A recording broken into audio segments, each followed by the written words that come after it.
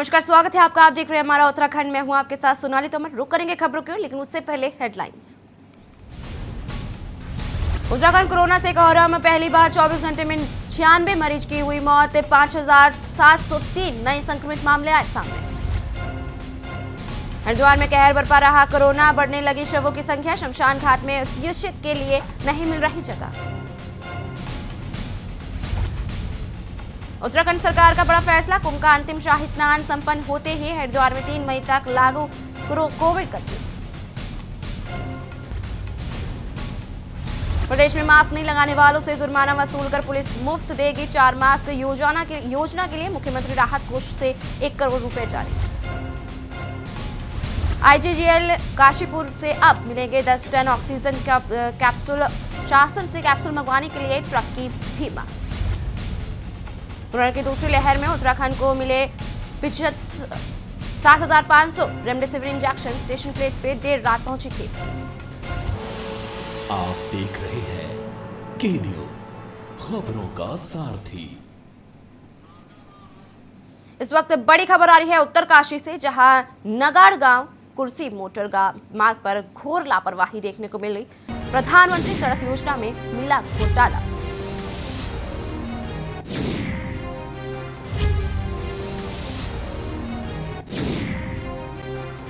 निर्माण कार्य में हो रही धांधली। ग्रामीणों में घटिया गुणवत्ता पर भारी आक्रोश। उत्तरकाशी से बड़ी खबर हम आपको दिखा रहे हैं। नगागढ़ कुर्सी पर प्रधानमंत्री सड़क योजना में मिला घोटाला। निर्माण कार्य में हो रही धांधली।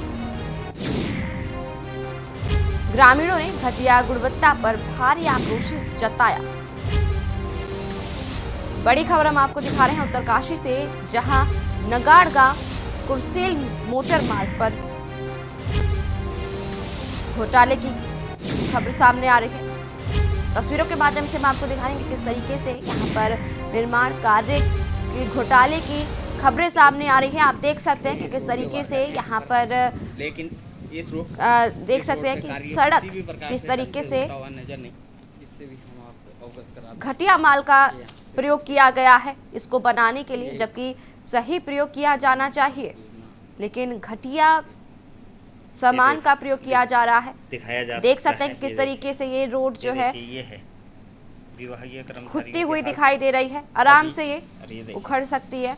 देख सकते हैं आप किस तरीके से ये किसी भी चीज का जो घटिया सामग्री का प्रयोग किया गया है इस रोड को बनाने के लिए। बता दें कि प्रधानमंत्री सड़क योजना में ये रोड है और घोर लापरवाही देखी जा रही है।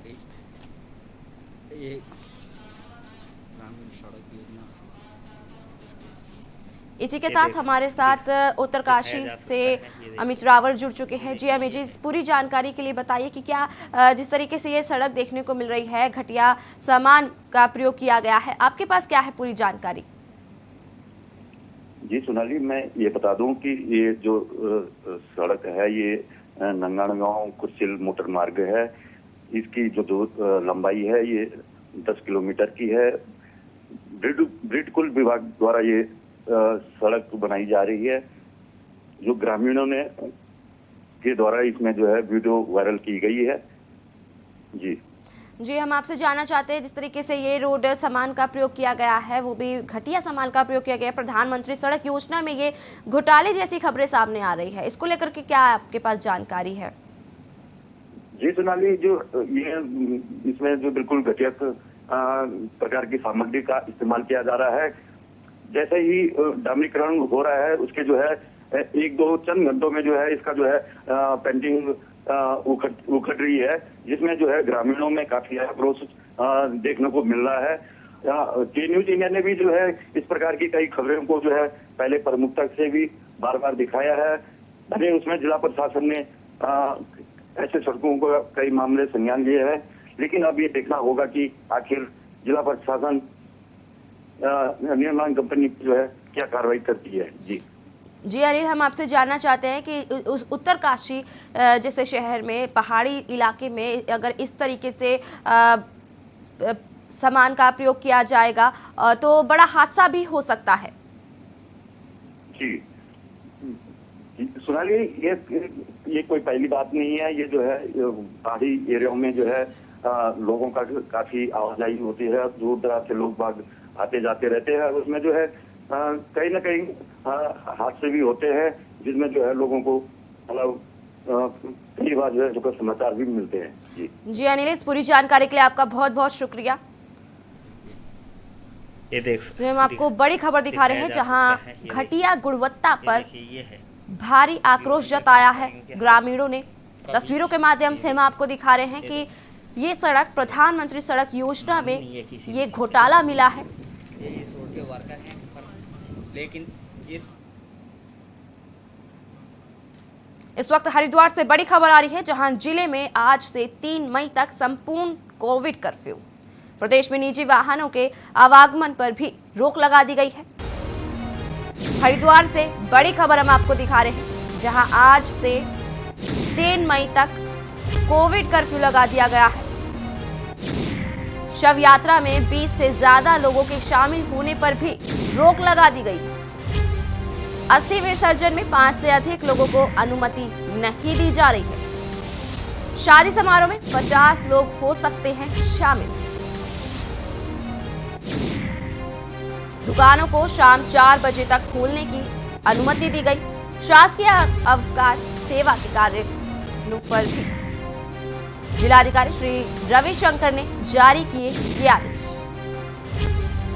हरिद्वार से बड़ी खबर हम आपको दिखा रहे हैं, जहां जिले में आज से 3 मई तक संपूर्ण कोविड कर्फ्यू लगा दिया गया है। प्रदेश में निजी वाहनों के आवागमन पर भी रोक लगा दी गई है। जिस तरीके से लगातार दिन पर दिन कोरोना संक्रमित पाए जा रहे हैं, दिन पर दिन केसेस बढ़ते जा रहे हैं, कोरोना से मौतों का आंकड़ा बढ़ता जा रहा है। इसी को देखते हुए ये बड़ा निर्णय लिया गया है। बता दें कि शादी समारोह में 50 लोग ही शामिल होने के आदेश दिए गए हैं। दुकानों को शाम 4 बजे तक खोलने की अनुमति दी गई है। जिलाधिकारी श्री रविशंकर ने ये आदेश जारी किए हैं। हरिद्वार से बड़ी खबर हम आपको दिखा रहे हैं, जहां जिले में आज से 3 मई तक संपूर्ण कोविड कर्फ्यू लगा दिया गया है। सभी निजी वाहनों के आवागमन पर रोक लगा दी गई है। प्रदेश में शव यात्रा में 20 से ज्यादा लोगों के शामिल होने पर भी रोक लगा दी गई है। अस्थि विसर्जन में केवल 5 से अधिक लोगों को अनुमति नहीं दी जाएगी, सिर्फ 5 लोग ही शामिल हो सकेंगे। वहीं शादी समारोह की अगर हम बात करें तो 50 लोगों को ही शामिल होने की अनुमति दी गई है। दुकानों को शाम 4 बजे तक खोलने की अनुमति दी गई है। शासकीय आवश्यक सेवा के कार्यालयों को छोड़कर सभी बंद रहने के आदेश दिए गए हैं। बता दें कि यह आदेश सारे जिलाधिकारी श्री रविशंकर ने जारी किए हैं। हरिद्वार से बड़ी खबर हम आपको दिखा रहे हैं, जहां जिले में आज से 3 मई तक कोविड कर्फ्यू लगा दिया गया है। प्रदेश में निजी वाहनों के आवागमन पर भी रोक लगा दी गई है। शव यात्रा में 20 से ज्यादा लोगों के शामिल होने की अनुमति नहीं दी गई है। सिर्फ अस्थि विसर्जन के लिए भी केवल 5 लोग ही शामिल होंगे। इसी खबर के साथ हमारे साथ संवाददाता रामगोपाल जुड़ चुके हैं। रामगोपाल लक्सर से जुड़े हुए हैं। रामगोपाल, क्या है पूरी जानकारी इस पर, जिस तरीके से लगातार कोविड फैलता जा रहा है, क्या है आपके पास पूरी जानकारी? बिल्कुल, देखिए जिस तरीके से प्रदेश में कोरोना का जो ग्राफ है वो बढ़ रहा है, तो उसको चैन को तोड़ने के लिए जिला जो प्रशासन है, कहीं ना कहीं जिलाधिकारी द्वारा एक निर्देश भी जो है साफ तौर पर कोविड कर्फ्यू को लेकर के, यानी कि एक सप्ताह का जो लगा दिया गया है पूरे जिले में। हरिद्वार जिले में जिस तरीके से जो कोविड कर्फ्यू है वो नियमावली जो बनाई गई है जिलाधिकारी द्वारा, तो वो कहीं ना कहीं देखने वाली बात है, क्योंकि जो बाजार है वो जो आवश्यक सेवाओं की जो दुकानें हैं, यानी कि परचून और फल सब्जी दूध जितनी भी ऐसी दुकानें हैं, उनको सिर्फ 4 बजे तक खोलने की अनुमति है। हालांकि इस दौरान जो आवागमन है उसमें बिल्कुल भी छूट नहीं दी गई है। जिस तरीके से जो शादी ब्याह, यदि शादी समारोह और यदि कोई ऐसा कुछ फंक्शन है तो उसमें सिर्फ 50 व्यक्तियों की ही अनुमति जो दी गई। लेकिन जो शव यात्रा है, शव यात्रा को लेकर के जिस तरीके से एक गाइडलाइन जिलाधिकारी द्वारा दी गई है, तो उसको देखते हुए लगभग जो 20 व्यक्तियों की अनुमति दी गई है। लेकिन जो अस्थि विसर्जन है उसमें भी 5 व्यक्ति से अधिक जो है शामिल नहीं हो सकेंगे।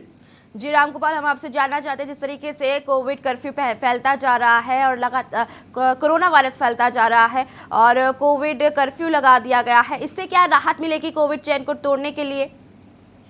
बिल्कुल, देखिए जिस तरीके से जो पहले जिस तरीके से एक भीड़ भाड़ जो जैसे कि आदमियों का जो आवागमन है वो लगातार लगा रहता था, जमावड़ा जो भीड़ वो भीड़ कम देखने को मिलेगी। कहीं ना कहीं सोशल डिस्टेंस जिस तरीके से पहले घटना उठती दिखाई देती थी बाजारों में, तो उससे एक निजात मिल पाएगी और जो कोरोना की कहीं ना कहीं उसमें जो है कमी देखने को मिल पाएगी। जी रामकुमार, जिस तरीके से केसेस बढ़ते नजर आ रहे हैं हरिद्वार में और बाकी प्रदेशों में भी कोविड के संख्या बढ़ती जा रही है, अगर अभी कोविड जिस तरीके से अभी ये निर्णय लिया गया है और सिर्फ 5 लोगों के लिए शामिल होने की अनुमति दी गई है शव यात्रा में और शादी समारोह में 50 लोग ही शामिल होने की अनुमति दी गई है, इससे क्या कुछ है, क्या लोग मानेंगे? क्योंकि लोगों को मना करने के बावजूद भी लोग सड़कों पर दिख रहे हैं। देखिए, बिल्कुल जिस तरीके से जो गाइडलाइन जिलाधिकारी द्वारा दी गई है वो साफ तौर पर प्रशासन को निर्देशित किया गया है कि गाइडलाइन का फॉलो करवाए। जहां इस तरीके की जो शादी समारोह है वहां पर जाकर रूटीन चेकिंग की है, लेकिन इस तरीके की स्थिति हरिद्वार जिले में कहीं दिखाई नहीं दे रही, क्योंकि जो शादी समारोह है वहां 50 से अधिक व्यक्ति भी जो देखने को मिल रहे हैं। क्योंकि इस तरीके से जो प्रशासन है, हालांकि आज से जो है 3 मई तक जो कोविड कर्फ्यू लगा दिया गया है, तो उसको देखते हुए प्रशासन जो है मुस्तैद है। जी रामकुमार, जिस तरीके से आज से 3 मई तक कोविड कर्फ्यू लगाया गया है, पुलिस प्रशासन कितना मोड पर दिखाई दे रहा है? देखिए, बिल्कुल अभी सुबह की अगर हम बात करें, जिस तरीके से बाजारों में जो भीड़ यानी कि परचूनों की दुकानों पर जो भीड़ इस समय जो आदमी है जो अपने सामान यानी कि जरूरी जो सामान है उसको लेकर के दिखाई दे रहे हैं, वो अभी तक प्रशासन की कोई ऐसी मुस्तैदी जो है नहीं दिखाई दे रही। क्योंकि हालांकि प्रशासन द्वारा जो परचून की दुकान है उन पर रेड लिस्ट तो लगवा दी गई है, लेकिन जो एक गाइडलाइन है सरकार की उसका अभी तक कोई ऐसा अनुपालन जो है नहीं किया जा रहा है। क्योंकि साथ में जिस तरीके से जो दुकानें हैं उन दुकानों पर जिस तरीके से गोले बनवा देते यानी कि 2 गज की दूरी और सोशल डिस्टेंस का यानी कि पालन कराने को लेकर के एक तरीके से जिस तरीके से प्रशासन अवेयर कर रहा था, लेकिन ऐसी तस्वीरें बिल्कुल साफ जो है देखने को नहीं मिल रही है। जी राहुल रामगोपाल, इस पूरी जानकारी के लिए बहुत बहुत शुक्रिया आपका। लगातार हम आपको खबरों से बताते जा रहे हैं कि जिस तरीके से कोरोना बढ़ता जा रहा है, कोरोना की संख्या बढ़ती जा रही है, वहीं हरिद्वार से बड़ी खबर हम आपको दिखा रहे हैं, जहां जिले में आज से 3 मई तक संपूर्ण कोविड कर्फ्यू लगा दिया गया है। वहीं प्रदेश में निजी वाहनों के आवागमन पर भी रोक लगा दी गई है। शव यात्रा में 20 से ज्यादा लोगों के शामिल होने पर रोक लगा दी गई है। अस्थि विसर्जन में 5 से अधिक लोगों को अनुमति नहीं दी जा रही है। वहीं शादी समारोह की अगर हम बात करें तो 50 लोग ही शामिल हो सकते हैं। मुख्यमंत्री तीरथ सिंह रावत ने सेलाकुई इंडस्ट्रियल एरिया स्थित लिंडे ऑक्सीजन प्लांट का निरीक्षण किया। यहां उन्होंने इंडस्ट्रियल एरिया में ऑक्सीजन उत्पादन में आ रही हो दिक्कतों के समाधान का भी भरोसा दिया। इस मौके पर ऑक्सीजन प्लांट के पदाधिकारियों ने मुख्यमंत्री को अवगत कराया कि इंडस्ट्रियल एरिया में विद्युत आपूर्ति प्रॉपर न होने के कारण कई बार उनका उत्पादन प्रभावित हो जाता है। इस समस्या के निदान के लिए प्रयास भी किए गए, लेकिन अभी तक समाधान नहीं हो पाया है। इसके अलावा उन्होंने इंडस्ट्रियल एरिया में सड़क के सुधारीकरण की भी मांग उठाई। इस मौके पर लिंडे के पदाधिकारियों ने पहाड़ी क्षेत्रों में मिनी ऑक्सीजन प्लांट लगाने का भी सुझाव दिया।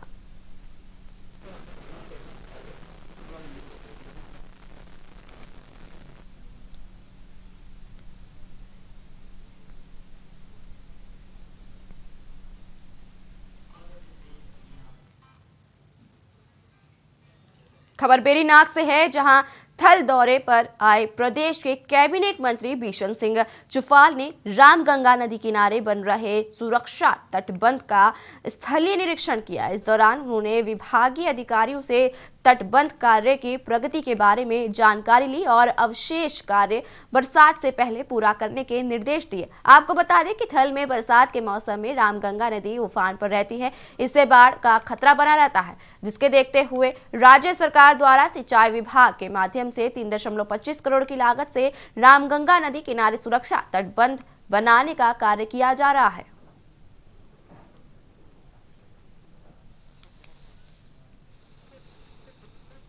विशेषकर मार्केट के प्रोडक्शन के लिए इसमें सुरक्षा दीवार की है तो 3 करोड़ 25 लाख रुपया स्वीकृत किया गया था। जो दीवार अभी बननी थी इसका भी निरीक्षण किया गया। इसमें स्थानीय लोगों के साथ पूछा कि इसमें क्या कमी है। स्थानीय लोगों ने कुछ कमियां बता दी, तो विभाग वालों से वार्ता हुई, उन कमियों को जल्दी से जल्दी दूर किया जाएगा। खबर लक्सर से है, जहां खानपुर विधायक कुंवर प्रवर सिंह चैंपियन ने नारसन बॉर्डर और खानपुर बॉर्डर पर कोविड-19 सैंपलिंग टीमों के कार्य और व्यवस्थाओं का निरीक्षण किया। इसके अलावा विधायक ने खानपुर खेल स्टेडियम, बारात घर और प्रहलादपुर ITI कॉलेज का भी निरीक्षण किया। साथ ही स्वास्थ्य विभाग के अधिकारियों को बिजली, पानी, शौचालय आदि की तमाम व्यवस्थाओं को दुरुस्त कर उन्हें कोविड केयर सेंटर तथा कोरोना सैंपलिंग और टीकाकरण केंद्र बनाने के भी निर्देश दिए।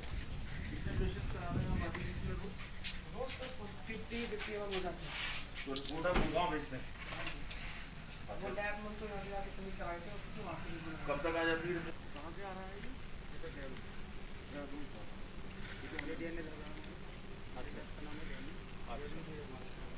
टेम्परेचर क्या होता है उसका? किस टेम्परेचर पर रखते हैं?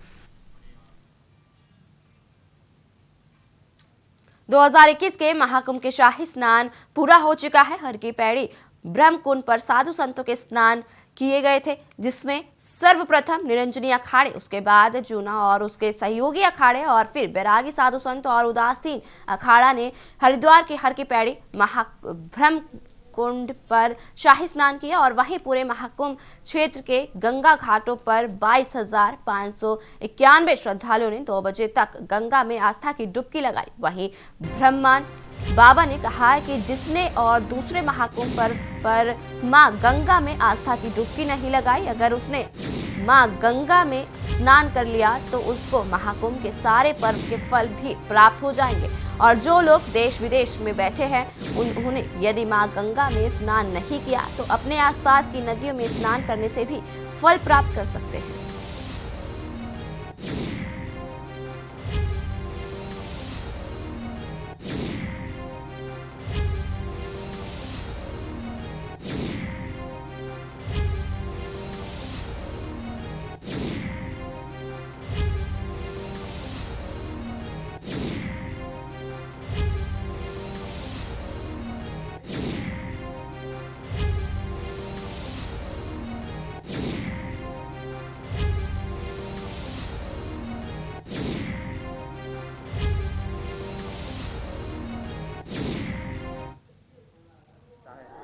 ये अनंत है और आज पूर्ण स्नान है। ये शाही स्नान का आज पूर्ण स्नान है और हमारे यहाँ कहा गया जो पूर्ण है उसी को प्राप्त करना चाहिए, अधूरे को हम नहीं प्राप्त करते, क्योंकि अधूरी चीज़ें समस्याओं को क्रिएट करती हैं। हरिद्वार में कुंभ मेले के अंतिम शाही स्नान से एक दिन पहले बैरागी संतों ने अखिल भारतीय अखाड़ा परिषद से अलग होने का ऐलान कर दिया। बैरागी संतों ने अखिल भारतीय वैष्णव अखाड़ा परिषद का गठन किया। श्री पंच दिगंबर यानी अखाड़े के अध्यक्ष श्री महंत रामकृष्णदास नागरियों को नवगठित अखिल भारतीय वैष्णव अखाड़ा परिषद का राष्ट्रीय अध्यक्ष चुना गया। सन्यासी अखाड़ों महाकुंभ सृजन की घोषणा के बाद बैरागी और सन्यासी अखाड़ों के बीच तनाव पैदा हो गया था।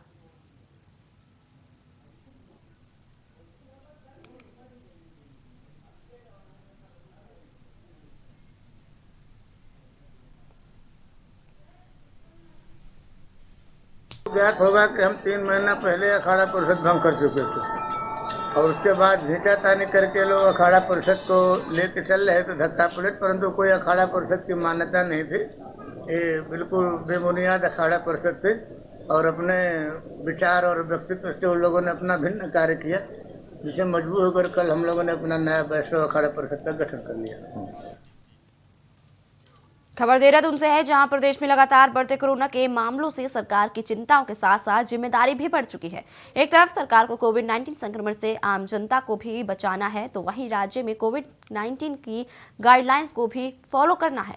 लगातार बढ़ते मामलों में से सरकार ने राजधानी में 1 सप्ताह का कोरोना कर्फ्यू तो लगा दिया है, लेकिन आप देख सकते हैं कि लगातार सड़कों पर आवाजाही फिर भी तेज है। इसके लिए आम जनता को भी इस सावधानी को बरतने की अहम जरूरत है।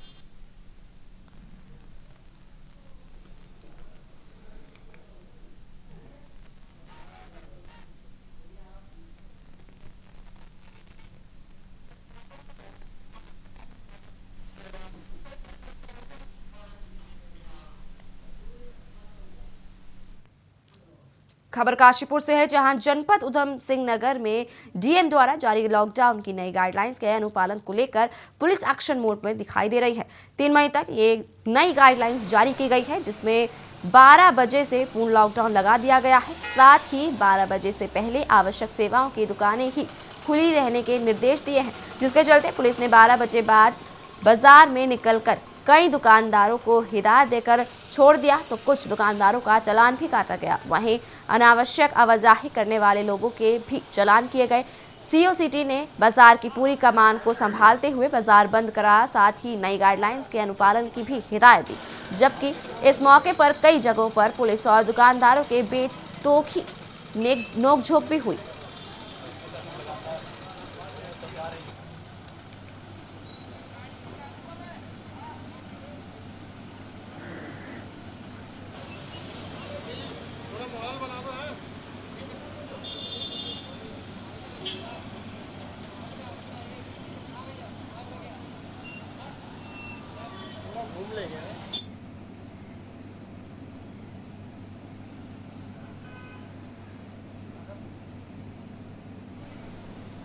उत्तराखंड में लगातार संक्रमण का खतरा बढ़ रहा है। आपको बताएं कि आए दिन जो है 5000 से ज़्यादा मामले जो है वो उत्तराखंड में कोरोना पॉजिटिव के देखने को मिल रहे हैं। अभी तक 24 घंटे की बात करें तो 5058 ऐसे संक्रमितों की संख्या हो चुकी है, जिसमें 44 लोगों की मौत भी हो चुकी है। इस समय हम राजधानी देहरादून में हैं और देहरादून में घंटाघर का आप नज़ारा मेरे पीछे देख सकते हैं।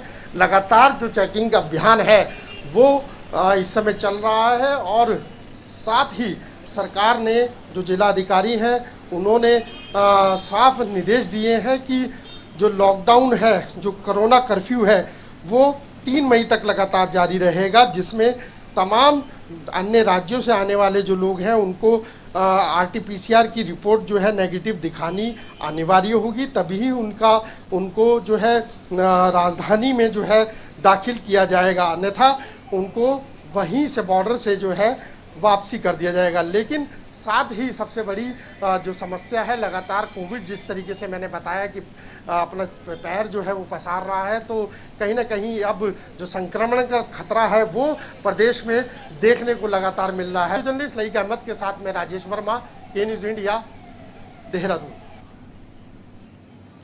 देहरादून में एक हफ्ते के कर्फ्यू में होने वाली शादियों के लिए देहरादून डीएम ने आदेश के बाद अब 50 लोग ही शामिल हो पाएंगे। देहरादून एसपी सिटी सरिता डोभाल ने बताया कि शादी में शामिल होने के लिए अब तून पुलिस पास जारी करेगी। कर्फ्यू चेकिंग के दौरान पास दिखाने के बाद ही शादी में शामिल हो सकेंगे।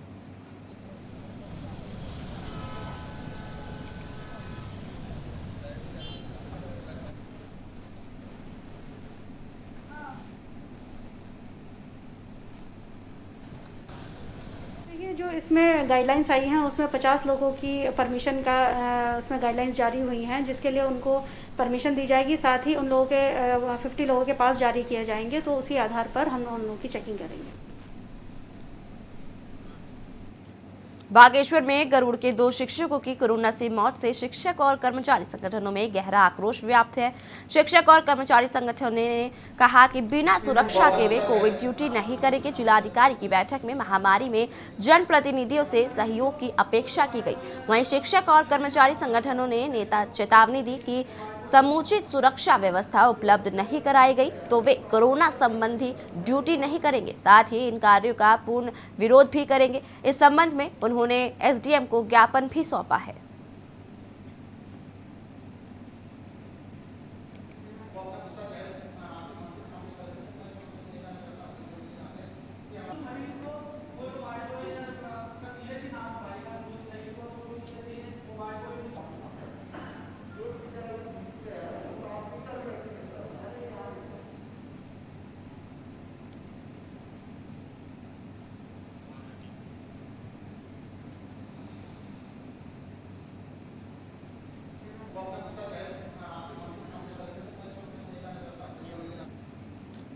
उत्तर प्रदेश और उत्तराखंड की सीमा से सटे जनपद उधम सिंह नगर में चोरी छिपे प्रवेश करने वालों पर अब पैनी नजर रखी जाएगी। नियम विरुद्ध बॉर्डर पार करने वाले लोगों के खिलाफ भी सख्त कार्यवाही भी की जाएगी, जिसको लेकर सीओ काशीपुर ने सीमा से सटे सभी चौकियों और थानों को अलर्ट कर दिया है। सीओ ने बताया कि जनपद में नई गाइडलाइंस के अनुसार बॉर्डर पर भी सख्ती कर दी गई है, जिसके बाद बिना जांच के किसी को भी सीमा के अंदर प्रवेश पर रोक लगा दी गई है।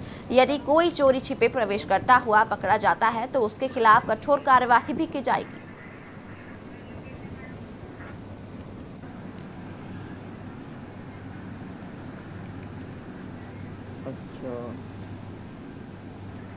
इस तरह से की जा रही है कि जो भी गवर्नमेंट ने रूल दिया है थोड़ी आवाजाही रहेगी, क्योंकि उसमें कुछ एक्सेप्शन दिए हुए हैं, जैसे व्यापार को डिस्टर्ब नहीं करना है। फिर आप अगर 72 घंटे की रिपोर्ट लाते हैं तो आपको अलाउड है। फिर उत्तराखंड का निवासी है तो वो रजिस्ट्रेशन करके अंदर आ सकता है। तो बॉर्डर पे थोड़ी बहुत आवाजाही रहेगी। फिर भी चोरी छिपे रास्तों के लिए हम आज से एक मुहिम हाथ में ले रहे हैं, जिसमें JCB द्वारा या किसी भी द्वारा बैरिकेडिंग करा करके कुछ रास्तों को हम लोग रोका जाएगा। खबर मंगलौर से है, जहां पिछले साल लगे लॉकडाउन से हुए नुकसान से किसान अभी तक पूरी तरह से उभरे भी नहीं थे कि इस बार आड़ू और नाशपाती की फसल ना के बराबर होने से किसानों के माथे पर फिर से चिंता की लकीरें खींच गई है। मंगलौर क्षेत्र के किसानों का कहना है कि पिछले साल जो लॉकडाउन लगा था उससे आम आड़ू, लीची और नाशपाती की फसल बाहर प्रदेशों में ना जाने से उन्हें भारी नुकसान भी हुआ था। वहीं इस बार बागों में नाशपाती और आड़ू की फसल मात्रा 30% ही पैदा हुई है, बाकी के सभी पेड़ खाली पड़े हुए हैं। वहीं लॉकडाउन लगने के डर से बची हुई फसल बाहर नहीं जा पा रही है, जिस कारण इस बार भी उन्हें भारी नुकसान का अंदाजा होने लगा है। साथ ही उनका कहना है कि सरकार भी उन्हें किसी तरह का अनुदान नहीं देती है, जिसके चलते उनकी आर्थिक स्थिति भी कमजोर होती नजर आ रही है। वहीं के न्यूज संवाददाता ने वहां का जायजा भी लिया। अच्छा होगा। किसानों की परेशानी कम होने का नाम नहीं ले रही है। पिछले साल लॉकडाउन होने की वजह से किसानों को काफ़ी नुकसान उठाना पड़ा था, क्योंकि दवाइयों का समय से छिड़काव नहीं हो पाता। इस बार भी किसानों की परेशानी लगातार बढ़ रही है। हम इस वक्त मंगलौर के एक आड़ू और नाशपाती के बाग पर खड़े हैं। फसल काफ़ी कम आई है। हमारे साथ बाग लेने वाले किसान हैं, उनसे जानेंगे कि क्या क्या परेशानी हो रही है पिछली बार और इस बार। सर, पिछली बार तो लॉकडाउन लग गया तो हमारा तो क्या नाम उसका बहुत नुकसान हो गया, और अब की बार भी लॉकडाउन लग रहा जी इतवार का। अब बताओ हम कहाँ जाए? आपको 30% हमारी फसल है, अब इसे हम कहाँ ले जाएं? आप बताइए ना, सरकार को हमारी तरफ दिलचस्पी दे पाती जी। अब करें तो हम क्या करें? तो जैसे माल जाता था, दिल्ली जाता था या बिहार जाता था, वहाँ लॉकडाउन, अब माल वहाँ नहीं जा रहा है? जी सर, कहीं नहीं जा रहा जी, कहीं ना दिल्ली जा पा रहा जी, ना बिहार जा रहा, किसी राज्य में जो नहीं जा पा रहा है माल। अब यही जो होना पौना भाव मिल रहा है हमें, वही उसमें गुजारा करना पड़ रहा है जी। अब 1 रुपया के हमें जो 50 पैसे मिल रहा है जी, बस उसी में गुजारा है, उसमें सब कुछ है। देख लो आप, क्या करें हम, क्या ना करें, हम बड़े परेशान हैं। तो ये थे किसान की काफ़ी परेशानियों का सामना करना पड़ रहा है। इनका ये कहना है कि जो माल इनका दिल्ली या फिर झरिया जाता था, वे लॉकडाउन की वजह से वहाँ नहीं जा पा रहा है। के न्यूज़ के लिए अकील अहमद, मंगलौर। नैनीताल की खूबसूरती पर 4 चांद लगाने वाले ऐतिहासिक राजभवन को 124 साल पूरे हो गए हैं। 2 वर्ष पूर्व स्थापना दिवस पर राजभवन में जोरदार जश्न मनाया गया था। पर्यटकों और क्षेत्रवासियों ने केक काटकर राजभवन के 121 साल पूरे होने पर खुशी जाहिर की थी, लेकिन कोरोना संक्रमण के चलते पिछले वर्ष 2020 से राजभवन में सन्नाटा पसरा हुआ है। नैनीताल जन्मोत्सव समिति के दीपक बिष्ट ने बताया कि इस वर्ष कोरोना संक्रमण की वजह से कोई भी समारोह नहीं होगा।